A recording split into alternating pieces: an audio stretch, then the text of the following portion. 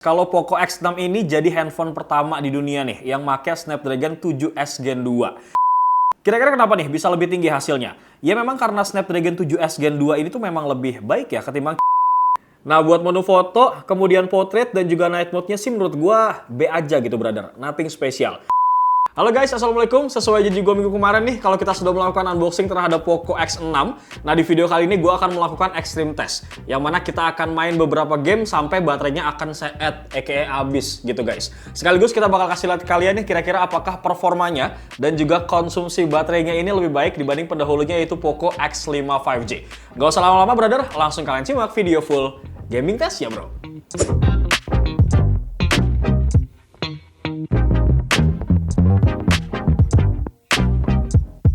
Tapi sebelum kita gaming test secara ekstrim nih brother, gue mau review dikit-dikit terkait sama kualitas layar gitu ya brother yang ditingkatkan. Kemudian ada chipset dan beberapa teknologi lainnya nih. Jadi gue mau kasih tau dulu nih guys, kalau Poco X6 ini jadi handphone pertama di dunia nih yang pakai Snapdragon 7S Gen 2. Yang mana chipset ini adalah chipset kelas mid-range ya, tapi punya performa serta efisiensi daya yang lebih oke banget nih brother. Soalnya doi ini fabrikasinya cuma 4 nanometer ya, dan punya clock speed nyampe 2,4 GHz.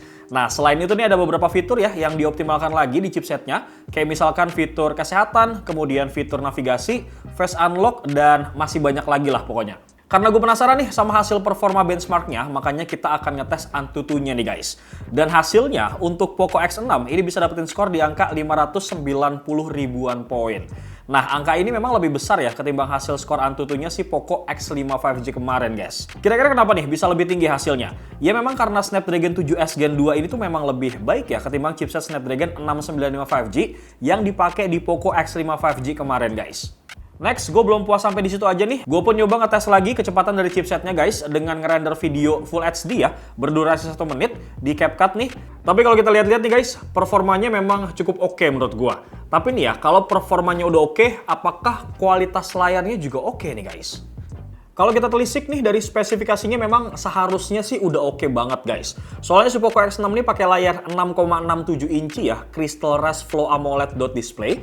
Nah pasti dari kalian nih ada yang ngira ya kalau Crystal Res AMOLED ini malah turun daripada Super AMOLED. Sebenarnya tuh enggak guys. Soalnya kalau misalkan pakai panel yang ini, doi itu malah bisa nampilin rentang warna yang lebih luas gitu.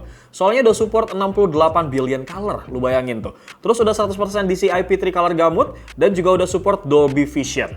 Nah, ditambah lagi nih ya, Poco X6 ini pakai resolusi layar 1.5K atau 1220 x 2712 pixel. Pokoknya di layar Poco X6 ini yang sekarang tuh lu bakal dapetin warna yang detail dan lebih baik guys daripada generasi sebelumnya. Kemudian buat refresh rate-nya ini jelas ya, udah 120 Hz. Terus untuk instant touch sampling rate-nya ini udah nyampe 2160 Hz.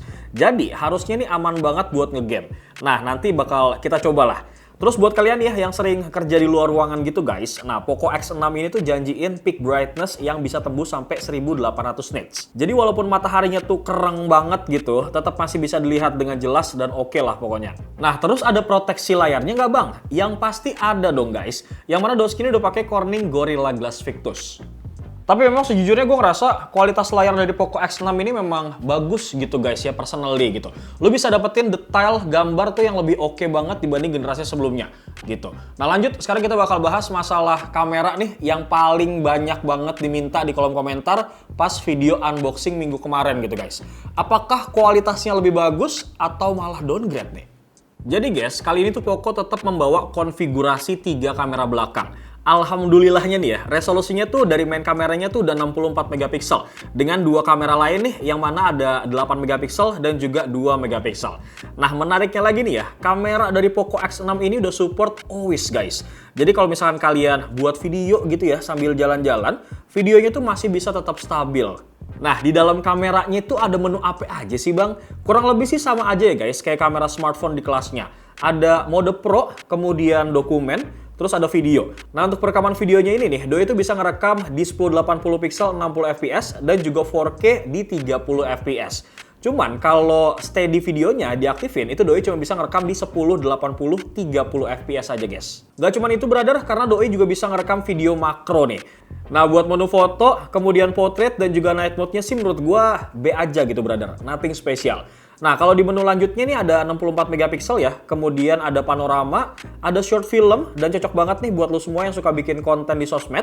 Ditambah lagi ada menu long exposure-nya juga guys, yang gue suka banget nih, dan banyak mode-mode lainnya yang bisa lo pakai. Nah, untuk hasil kameranya, lo bisa cek di scene berikut ini, brother.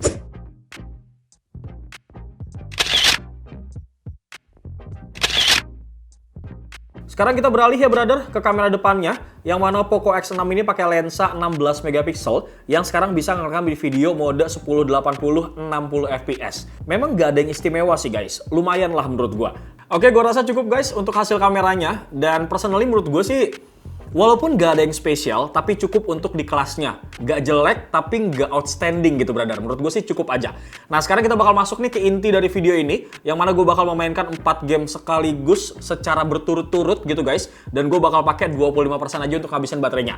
Misalkan nih, gue bakal main Mobile Legends dari baterainya 100 sampai 75%. Kemudian gue bakal running lagi untuk main PUBG Mobile dari 75 sampai 50%. Terus gue bakal main Call of Duty Mobile dari 50 sampai 25%. Dan terakhir, gue bakal main Genshin Impact dari 25% sampai baterainya seet gitu guys. Apakah akan terjadi overheat dan juga penurunan frame drop? Kita lihat nih. Baiklah, untuk game pertama gue bakal main Mobile Legends nih, dan gue mainin di settingan rata kanan ya guys.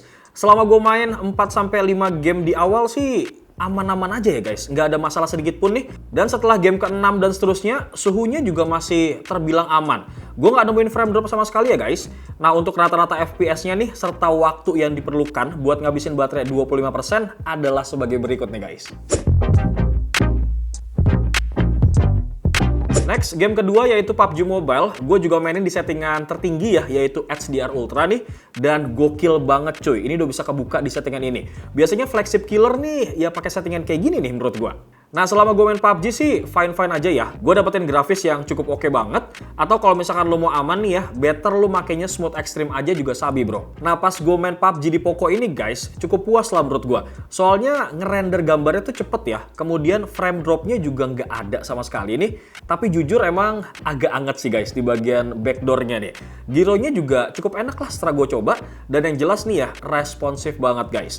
Dan untuk rata-rata FPS-nya serta waktu yang diperlukan buat ngabisin baterai 25% adalah sebagai berikut guys.